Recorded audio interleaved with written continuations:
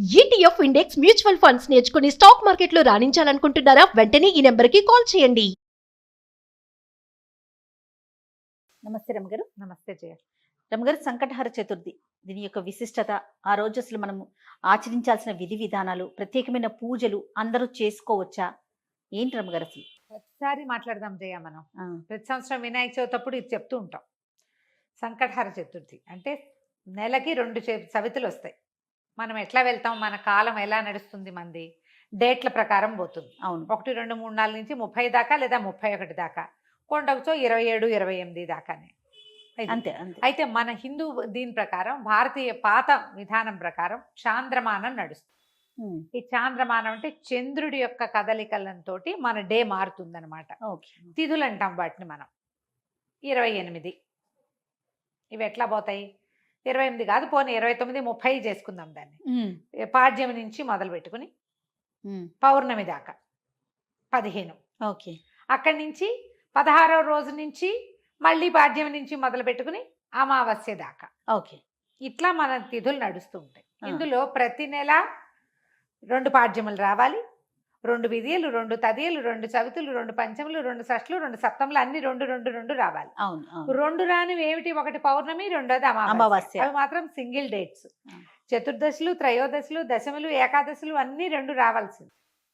ఏకాదశి నియమం మనకి సాధారణంగా ఉంటుంది. ఎట్లా? శుక్ల ఏకాదశి, బహుళ ఏకాదశి. ఏకాదశి నాడు ఉపవాసం ఉండటం, ద్వాదశి నాడు ద్వాదశ పారణ చేయటం మన తాలూకు హిందూ సంప్రదాయం. అలాగే హిందూ సంప్రదాయం ప్రకారం నెలలో వచ్చే 2 చవితులని మనం వినాయక ఆరాధన చేయవచ్చు. ఓకే. ఈ చవితి ఆరాధన మనం ప్రత్యేకంగా ఎప్పుడు చేస్తాము? వినాయక చవితి చేసుకుంటాం.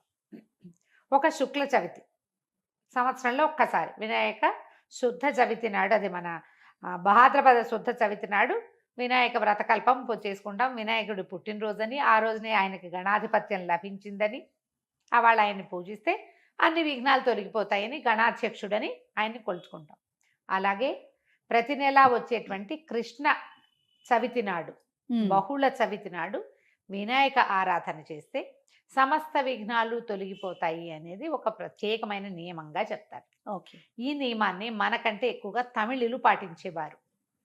వాళ్ళు ఎక్కువ పాటిస్తారు. మనకి జాతకంలో కేతు ప్రభావం ఎక్కువగా ఉన్నా, ఏ పనైనా మొదలుపెట్టి ఎప్పటికీ అవ్వకపోతున్నా, పిల్లలు చదువుల్లో వెనకపడుతున్నారనిపించిన, దీనికి మన ఇంట్లో ఉండాలి వ్రతము నియమము ఏం లేదు. పెద్దవాళ్ళు చెప్పిందే చెయ్యాలి, మన ఇంట్లో లేకపోతే చేయకూడదు, అలాంటిది ఉండదు. సార్వజనీయమైన వ్యవహారం, ఎవరైనా చేసుకోవచ్చు. మనమే ప్రాబ్లమ్స్లో ఇరుక్కుంటున్నాం. ఏ పనైనా మొదలు పెడితే అవటం లేదు, అన్ని అడ్డంకులే దానికి. ఓకే. వ్యాపారాలకి, చదువులకి, ఇంట్లో ఏదైనా వస్తువులు తరచుగా పాడైపోవటం, ఇది కూడా జ్ఞాపకం పెట్టుకోండి. మిక్సీ రిపేర్ చేయిస్తావు, వెట్ గ్రైండర్ పడుకుంటుంది. దానికి ఏదో చేయిస్తావు, వాషింగ్ మెషిన్ ప్రాబ్లం వస్తుంది, అది అయిపోయింది, సూయింగ్ మెషిన్ పడుకుంటుంది. ఇట్లా రిపేర్లు చేస్తూ ఉన్న వాళ్ళు ఉంటారు చూడు. నేను కూడా ఉన్నా ఆ లిస్ట్ లో. అవునండి. నేను ఒకటి రిపేర్ చేస్తే ఇంకోటి వస్తుంది. ఒకటి మొదలు పెడితే పాపం లిస్ట్ వస్తూనే ఉంటుంది. మా వాళ్ళ ఇంట్లో ఎక్కిరిస్తున్నారు, ఒకటి రిపేర్ చేయకుండా ఉంచుకుంటే అది ఒకటే ఉంటుంది నీకని. అట్లా ఒకటి వస్తుంది. ఏమీ లేవనుకో, మెళ్ళ పెట్టుకుంటే నల్ల పసలు కొలిసేనే టిక్కని విరుగుతుంది, ఆ పస విరిగిపోతుంది. నిజంగా నిజం రఘు గారు. చెవిదుద్దులు సీలలు విరిగిపోతాయి. కొంతమంది జాతకాలు ఉంటాయి చూడండి, ఒక వరుసగా వస్తాయి, ఆగితే మళ్ళీ ఆగిపోతాయి. 2 సార్లు 2 బంగారపు వస్తువులు అయినాయి. ఓ వారం ఏమో ఒక 15 రోజుల్లో ఒక మొదటి ఫోర్ట్నైట్ లో చెవిదుద్దు సీల బిళ్ళ విరిగి చేతిలోకి వచ్చింది, పొల్లేమో ఆ గొట్టంలో ఉండిపోయింది. ఇదేమిట్రా ఇలా అయింది, దీన్ని చేయించాలి అనుకుంటున్నా. సరిగ్గా 15 days తిరగగానే చిన్న గొలుసు ఒకటి పెట్టుకుంటాను నేను, హుక్ దగ్గర విరిగింది. దాన్ని రిపేర్ చేయించా, చెవిది ఈ గొలుసు విరిగింది. గొలుసు ఇంకా రిపేర్ చేయించలేదు, ఉంచారు. మళ్ళీ ఇంకోటి వస్తుందని. నెక్లెస్లు అవి లింకులు ఊడిపోతే ఏం చేస్తాను, అలా అనిపిస్తుంది నాకు. ఇలాంటి వాళ్ళు వీళ్ళందరూ సంకటహర చతుర్థి చేసుకోవచ్చు. సంకటహర చతుర్థి చేసుకుంటే బిజినెస్లో ఇబ్బందులు, చదువుల్లో ఇబ్బందులు, చిన్న చిన్న ప్రమాదాలు, ఇళ్లలో ఏ పని అనుకున్నా అవకపోటాలు, వీటన్నిటికీ సమాధానంగా ఉంటుంది. జాతకాల్లో అయితే మాత్రం కేతువు తాలూకు ప్రభావం ఉన్నప్పుడు, కేతువుతోటి ఇబ్బందులు పడుతున్నప్పుడు, గ్రహస్థితుల్లో కేతు ఉన్నప్పుడు కూడా మనం ఇది చేయమని చెప్తారు. ఏదైనా ఇంటి ప్రయత్నం చేస్తున్నప్పుడు ఆగిపోతుంది, అప్పుడు కొన్ని వారాలు మొక్కుకుని మనం కొన్ని నెలల పాటు చవితులు చేసుకోవచ్చు. ఈ చవితి చేసుకోవడానికి పెద్ద విశేషమైన చేత ఏమీ లేదు. సింపుల్ వినాయక పూజే. ఓకే. దీనికల్లా పగలు ఉపవాసం, చుక్కలు కనపడ్డాక భోజనం. ఆ చుక్కలు కనపడ్డాక ఉండ్రాళ్ళు కుడుములు చేసి బియ్యపు రవ్వతోటి చేస్తాం కదా. అవును. అవో మీ ఇళ్లలో ఎలాంటి అలవాట్లు ఉంటే పాలతాకలే పెడతాం వినాయకుడికి అని మీకు అలవాటు అనుకో, పాలతాకలు పెట్టండి, మన అలవాటు ప్రకారం పెట్టుకోవచ్చు. కుడుములో ఉండ్రాళ్ళు ఆయనకి నివేదన చేసి నమస్కారం చేసుకుని చంద్రుని చూసి అన్నం తినేసేయచ్చు. పగలు ఉపవాసం ఉండే సంకష్టి అంటారు. మహారాష్ట్రియన్స్ కన్నడిగులు బాగా ఎక్కువ చేస్తారే? ఉంటారు. బాగా ఎక్కువ ఉంటారు. మన వైపు తక్కువ, కానీ మన వైపు కూడా ఇప్పుడు కనపడుతున్నారు బాగా. నాకు కూడా అలవాటు ఉంది, నేను చేస్తాం. అంటే కమ్యూనిటీ వైజ్ గా చేస్తారా రమ్మగారు? అలా అట్లా ఏం ఉందా? ఉండదమ్మా, అలా ఏం ఉండదు. ఎవరైనా ఇది ఓ చేసుకుంటారు. పెద్ద పూజ హడావిడి ఏం లేదు కదా. అది ఏకాదశిలానే, ఏకాదశి లాగానే. కాకపోతే మనం వినాయకుడికి కొలుస్తాం ఇది ఇప్పుడు. సంకటహార చతుర్థి. మనకి కష్టాలు ఇబ్బందులు ఉన్నప్పుడు రుణ విమోచన గణపతి స్తోత్రం అని ఒక ప్రత్యేక స్తోత్రం ఉంది. ప్రణమ్య శిరసాదేవం గౌరీపుత్రం వినాయకం ఇలా స్టార్ట్ అవుతుంది. ఆ స్తోత్రం చదువుకోవచ్చు. అబ్బే అవేవి రావండి. సుముఖశ్రీగదంతస్య కపిలో గజకర్ణికః మనకు వచ్చు కదా, అంతే. ద్వాదశ నామాలు, అవి చదువుకోండి. వినాయకుడికి కొంచెం గరిక వాకిట్లో ఎక్కడైనా పెరళ్ళల్లో ఉన్న బాల్కనీ కుండీల్లో ఉంటే గరికని పెక్కండా ఉంచుతా నేను.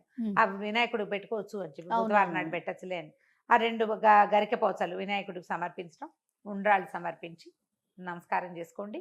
ఇది చాలా మంచిది. మరి పసుపుతోటి వినాయకుడిని చెయ్యాలి అదేదో సిద్ధాంతంగా చెయ్యొద్దమ్మా. ఎంత సింపుల్గా అయినా చేసుకోవచ్చు. సాయంకాలం సమీపంలో ఉన్న ఏ దేవాలయంలోనే గణపతి చతుర్థులు చేస్తారు. అన్ని చోట్ల వినాయక ప్రతిష్ట ఉన్న ప్రతి చోట సంకటహర చతుర్థి పూజ చేస్తారు. వెళ్ళి గుళ్ళో పూజ చేయించుకోండి, హాయిగా ఇంటికి వచ్చి భోజనం చేయండి. అంతే. కుడుములు ఏమైనా ఉండి మీ గుళ్ళో వాళ్ళు ఒప్పుకుంటే, ఆ దేవాలయం పద్ధతిని బట్టి కదా, ఒప్పుకుంటే మీరే కుడుములు తీసుకెళ్ళి స్వామివారికి అక్కడ నివేదన చేసి అందరికీ ప్రసాదం పంచిపెట్టండి. వినాయకుడికి వచ్చిన బెల్లం ముక్క నివేదన పెట్టడం ఒక అలవాటుగా చేసుకోండి. మనకి ఇలాంటి సమస్యలు ఉంటే కనుక తప్పకుండా కొంచెం బెల్లం నివేదన పెట్టడం, వినాయకుడి కోసం ఒక దీపారాధన చేయటం, దీపం పెట్టుకోవటం, దీపం పెట్టగానే వినాయకుడికి సంబంధించిన శ్లోకం చదువుకోవటం, ఓ బెల్లం ముక్క ఖచ్చితంగా, నువ్వు పళ్ళు పెట్టు పాలు పెట్టు అవి ఏమైనా పెట్టుకో, వినాయకుడికి బెల్లం ముక్క పెట్టాలి. ఇలా నివేదన పెడితే మనకి చాలా సమస్యలు తీరుతాయి. ఇప్పుడు నవంబర్ 1 వచ్చినట్టుంది, అవునండి, అంతేనా? అవును. ఆ ప్రతి నెల చూసుకోండి, క్యాలెండర్లో ఉంటుంది. మీరు ఈజీ మెథడ్ ఏంటి, క్యాలెండర్లో నోట్ చేసి పెట్టుకోండి. ఇందులో మళ్ళీ ఒక స్పెషల్ ఉంది. మంగళవారాలు గనక ఈ చతుర్థి వస్తే చాలా విశేషం. అంగారక చతుర్థి అంటారు దాన్ని.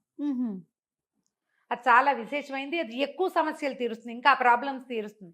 దీనివల్ల బ్రహ్మాండం బద్దలైపోయి వారికి ఏదో వస్తుందని కాదు, కొన్ని జాతకపరమైన సమస్యలు తీరుతాయి. ఏ పనులు కానప్పుడు మనకు ఒక శాంతిగా ఉంటుంది. మనం ఈ పని చికాకు చేస్తే. తగ్గినా చాలు కదా చాలు. అమ్మగారు. చికాకు ఏదో తగ్గినా వచ్చి మీద పడక్కర్లేదు. జస్ట్ మనకు ఉన్న ఆ చికాకు, ఆ బాధ, మనసు శాంతిగా ఉంటే అదే చాలు. అదే చాలు, అంతకంటే ఆటోమేటిక్ గా సమస్యలు పరిష్కారం అవుతాయి. అవును, అలా చేసుకోవచ్చు. మంగళవారం చతుర్థి వచ్చిందనుకో ఇంకా కంఫర్టబుల్గా ఉంటుంది. ఒక 40 చేయొచ్చు. ఇవి 40 చేయొచ్చు, 21 చేయొచ్చు, 5 నేను 7 లెక్క పెట్టుకుని కూడా చేస్తా.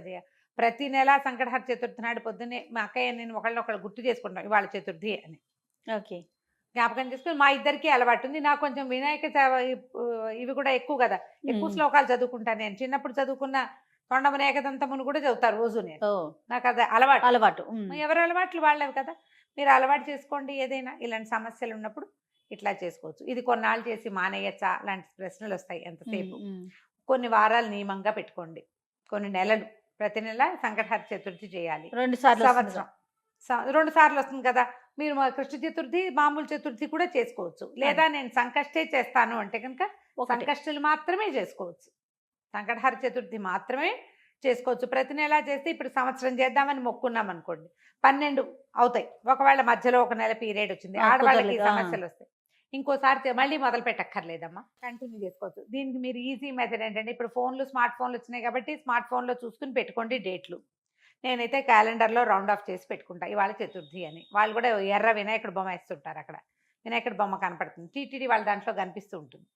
సో గుర్తుపెట్టుకుని ఆ రోజున మీరు చేయవలసింది ఏంటి, వినాయకుడికి సంబంధించిన స్తోత్రం చదువుకోవటం, 2 గరిక పోచలు తెచ్చి వినాయకుడికి సమర్పించడం, కొంచెం కుడుములో ఏవైనా నివేదన చేయటం, పగలు ఉపవసించి చంద్రుడు కనపడ్డాక దండం పెట్టుకుని భోజనం చేయటం చేసి చూడండి. మీకు చాలా ఇబ్బందులు తొలుగుతాయి. పెద్ద విశేషంగా ఏదో మాత్రం కాదు, మంచిది. మీకు ప్రధానమైనది ఏంటంటే ఇబ్బందులు తొలుగుతున్నట్టు కనపడుతుంది కనీసం. అది రైట్ అమ్మగారు. నమస్తే. నమస్తే జీ.